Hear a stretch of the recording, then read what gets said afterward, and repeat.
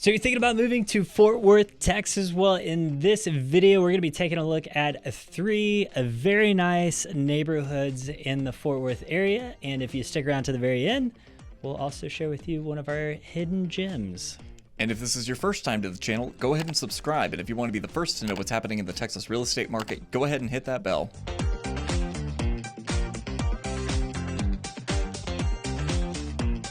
Welcome to the channel. My name is Tom Jung. And I'm Jack Lisenby. And we're your local Dallas-Fort Worth real estate agents. If you are looking to buy or sell, we'd love to work with you, hear from you, all that kind of stuff. We get phone calls every day from folks just like you.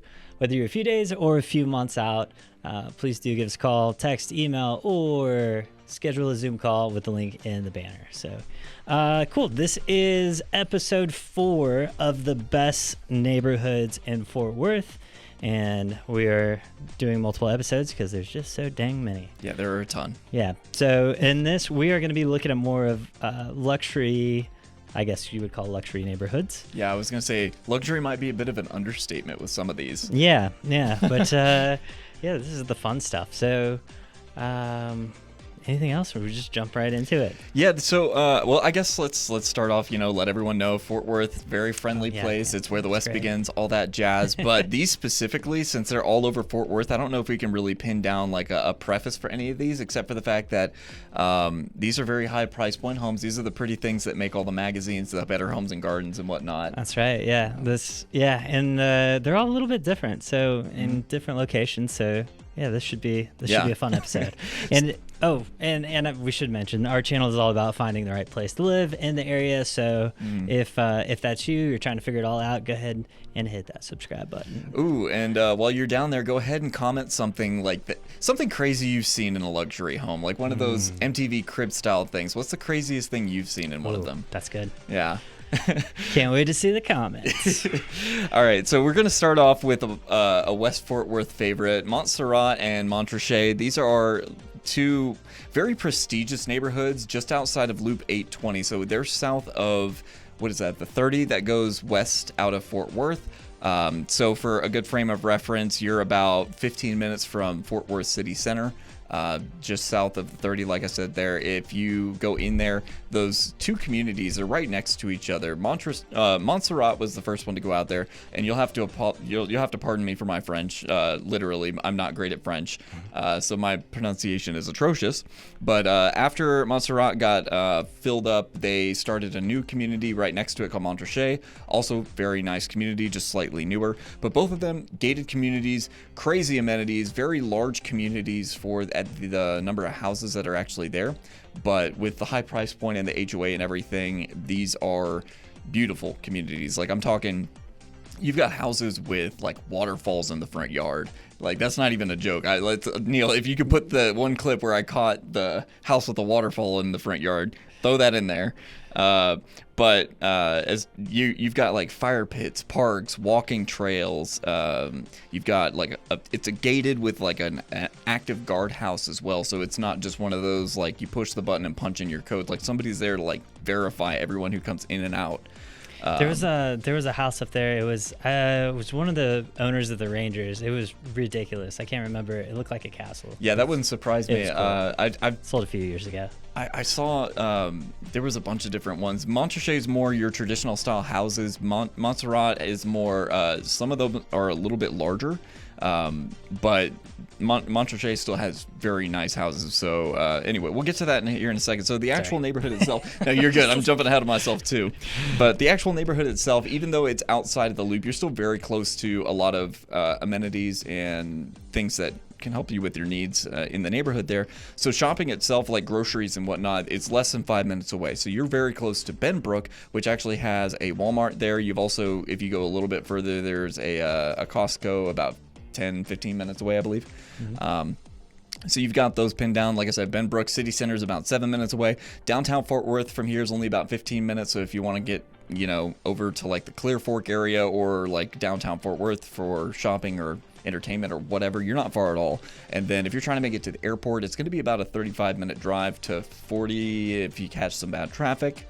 But other than that, you are actually still in Fort Worth ISD. So the schools that you're going to have, I will say this is probably the biggest drawback for this community. It's right on the edge of Benbrook, but it didn't make it into their ISD. So you've got we'll link to the private school video. Yeah, no worries. Yeah, we will say plenty of private schools and charter schools around the area. But the elementary school there is Waverly Park Elementary School, and niche.com is where we get all of our school data, and they've rated this as a C+. Leonard Middle School is your middle school. It's going to be C-, and then Western Hills High School is B-.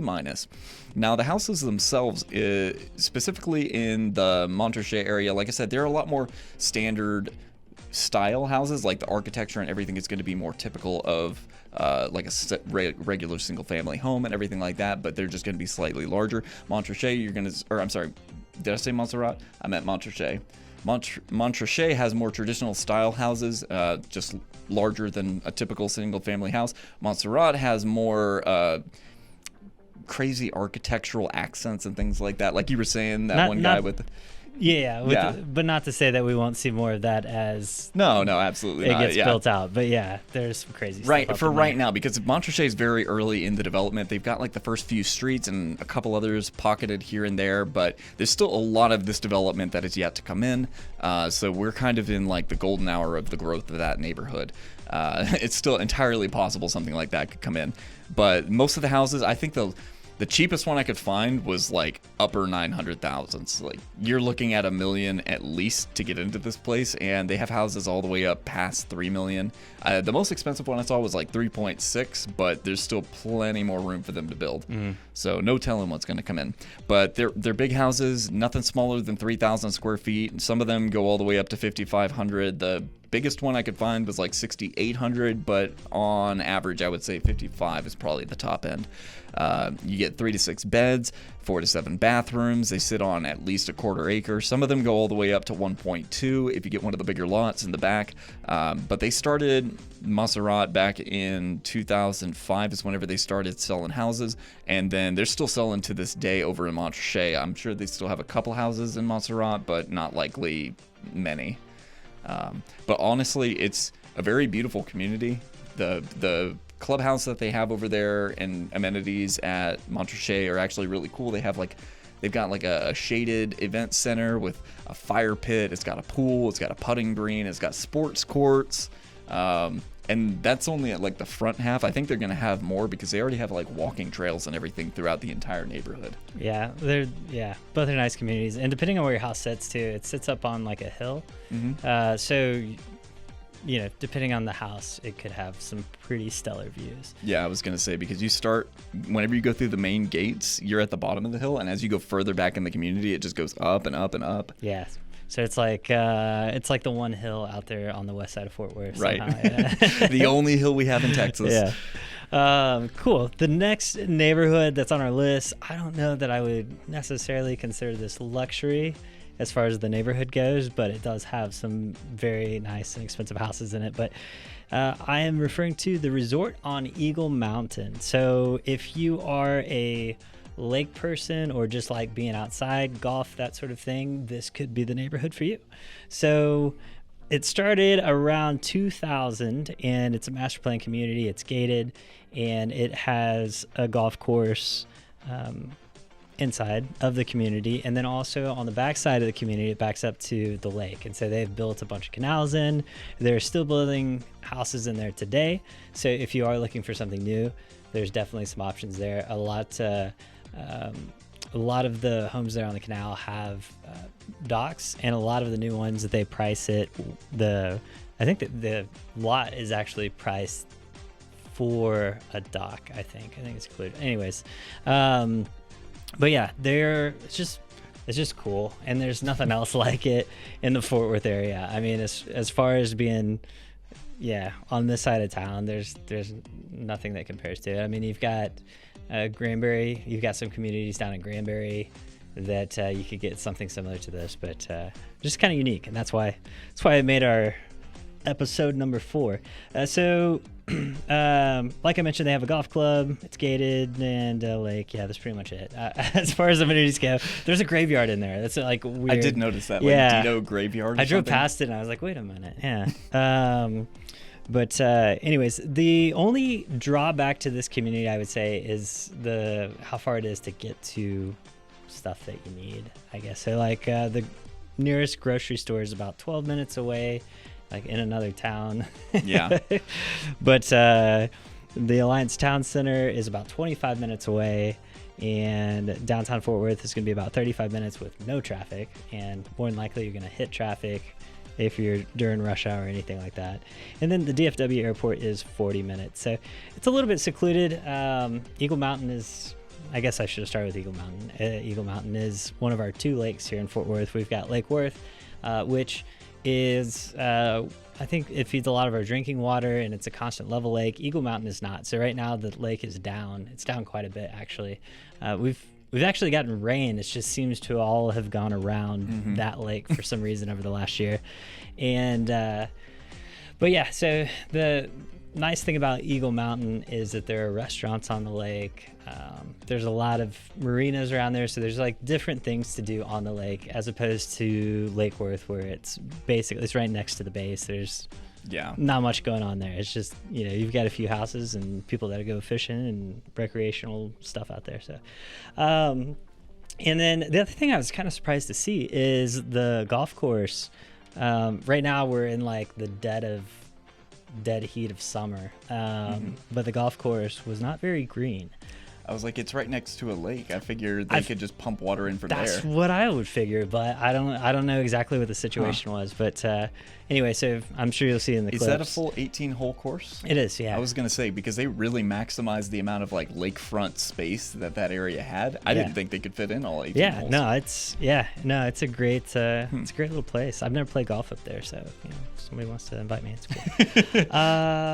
So as far as schools go, so the Fort Worth School District, but these are actually, I believe actually is this different ISD? No, that one should be Eagle Mountain. Okay. Yeah, so actually a much better school district. Boom. Eagle Mountain Elementary School, A-, Wayside Middle School, A-, and Boswell High School is A-rated. Yeah, so sorry about that. That's I kept thinking that was part of the Fort Worth ISD, but no, it's actually Saginaw Eagle Mountain ISD or something like that. That's a definite pull for a lot of people to move to that location.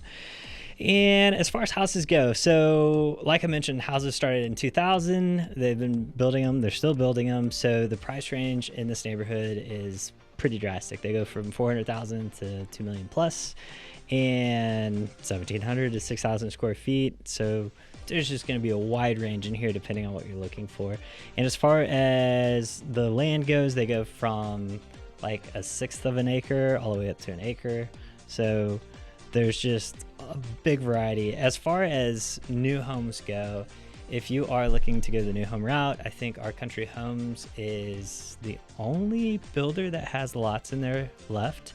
There was one other builder in there, but I think they've ran out of lots.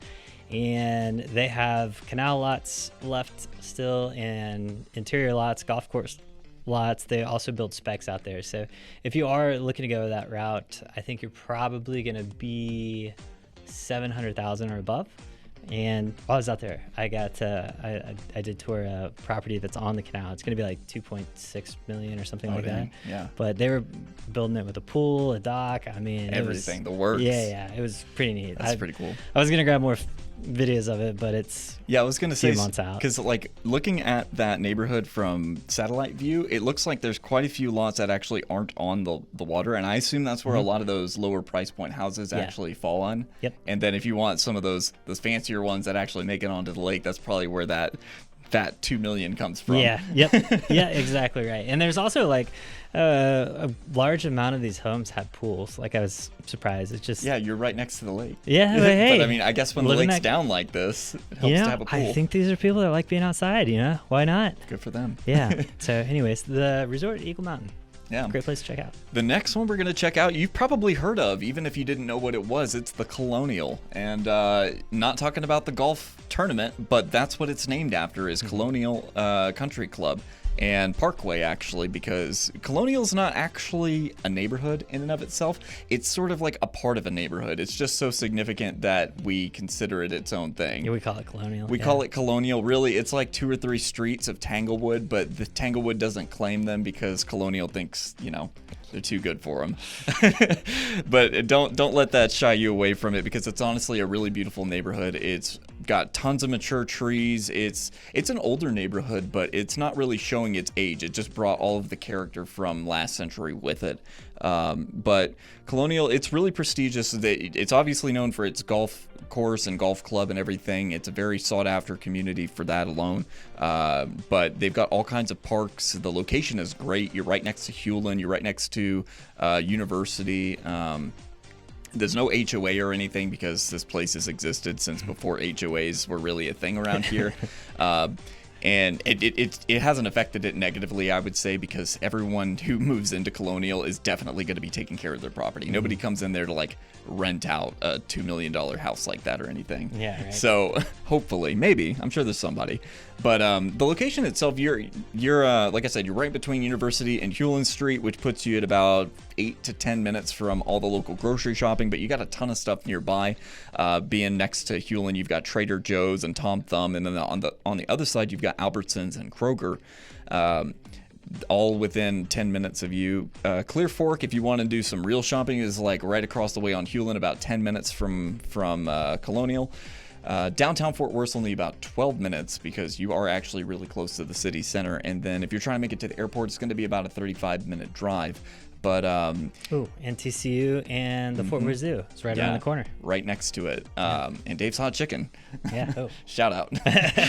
Anyway, you are in Fort Worth ISD, though. That being said, you get the best Fort Worth ISD has to offer because you do get Tanglewood Elementary, which, according to niche.com, is A-rated. You also get McLean Middle School, which is B-rated, and then Pascal High School, which is the best high school in Fort Worth ISD, is an A- rating. And it's also right next to TCU, so they've got all kinds of integration programs if you're trying to get your kid into TCU, because I think they actually are like on the same street. Yeah, I think it's right off of Berry Street. Yeah. But these houses, man, like it's weird. Okay, so there are some small houses and there are some big houses because it obviously started off as like they started building back in the 30s for people who just needed houses. It was a nice community back then, but a lot of those older houses still stuck around, and the ones that didn't got replaced with these huge houses, honestly. So you can find some stuff. I've seen a couple years ago where you could find something around 500,000. Not likely the case. Yeah, not likely now, the case anymore. Yeah. Most of the stuff's going to be like mid to high sevens, probably closer to $1 million to $2 million plus, just because of the location alone. I've seen some stuff all the way up past $4 million. It's no joke. Some of these houses, they range from like small ranch style all the way up to like modern mansion. The architecture over there, since there is no HOA, it's really just whatever you're able to afford and what you want. But most of the older houses are going to be between like 16 to 2,300 square feet, but some of the newer ones get all the way up to like 6,500. They're going to be like 2 to 5 bath. Some of the bigger houses have like a crazy number of bathrooms, like 2 to 7. It's going to be 2 to 5 beds as well. Most of these lots are like a quarter acre-ish, but some of them get as big as a third of an acre, which, considering how small the Colonial area actually is a big lot. It's impressive. Yeah. Like I said, they started building back in the 1930s. There was most of the newer homes that are actually in that area, when I say newer, they're still over 20 years old. Like 2000 was the latest build that I could find that was actually publicly listed. And there's not really like a dedicated style. If you didn't get one of those older houses, most of the newer stuff is like custom or semi-custom, so they're going to have all kinds of architectural preferences from whoever decided to build it back then. Yeah, I feel like if you like homes, like old school homes with character, like there's a lot of it there. This is really cool, and the location can't be beat. I mean, you're just right next to everything. So yeah, I mean that's why it's expensive. Right. Next time you're here for the golf tournament, just take a look around. You'll see why. Yep. Cool. So, all right, since you stuck around, we are going to be talking about a hidden gem. I don't know that I guess we're calling this a hidden gem because it's not really a Fort Worth neighborhood. No, it's actually a city, isn't it? Yeah, it's not very big, but technically its own place. So, and if you're from Fort Worth, you're like, what is he talking about? Westover Hills. Yeah. So this is located kind of between downtown and the Blockade, or the base. Yeah, however you want to look at it. It's just south of Westworth Village. Mm-hmm. Yep, north of 30, south of that, and then so again, like we've been all over the map with these neighborhoods, but it's pretty convenient to go to the grocery store, that kind of thing. There's a bunch of shopping around the corner, about 5 minutes away. Clear Fork's about 10 minutes. It's all the high-end shopping. Downtown Fort Worth, you're about 10 minutes to, and then the DFW airport, you're looking at about 35 minutes. As far as schools go, so here's the downside. Yeah, so Fort Worth ISD, what can I say? ML Phillips Elementary School is C-rated. You have Monig Middle School, C-rated, and then Arlington Heights High School, B-rated. I mean, let's be honest. Nobody living in Westover Hills is sending their kids to public school, though. Yeah, So the reason Jack says that is housing starts around $1 million. 1 to 5 million is typically what you're going to see in there, and 2,500 to 10,000 square feet. So these are going to be mansions, basically, for the most part. There's like some smaller homes they got somehow squeezed in there, but it was probably just like somebody's back house, and they're like, oh, we'll just split it off. It'll be its own thing. I don't know. I'm just making that up. But yeah, so yeah, these homes, I mean, you're talking, upwards of 7 bedrooms, 7 bathrooms. So if you got a small bladder, could be a great place for you. 1/4 to 2 acres, and these homes were built from 1935 to up until 2020. Yeah, I've actually, one of my friend's boss, she's got a house in Westover Hills. I got a chance to go inside it, and hers isn't even a very big one compared to some of her neighbors. Mm-hmm. It is beautiful. Like, she's got a mother-in-law suite on the other side of like a little breezeway and everything that's bigger than my house. The main house itself has like 2 stories. It's like somewhere in the ballpark of like 6,000 square feet. They've got this big backyard with a pool and everything, and this big round driveway, or what's it called? Drive? Circle drive. Yes, thank you. Honestly, beautiful. And like I said, hers is pretty plain compared to some of the ones around it. Yeah, and that's just a basic house. Yeah, it's basic. No. Only a pleb. No, yeah, it's a beautiful, beautiful neighborhood city, I guess. Mm-hmm. So yeah, if you're looking for something to blow $1 million+ on. I was going to talk about a sophisticated palette, but yeah, if you want to blow your wad on, if you want to pull an Elon Musk and just buy something you really don't need just to flex, like Twitter, there you go, and then rename the whole thing. Yeah. Anyways, no one's ever going to call it X. Yeah.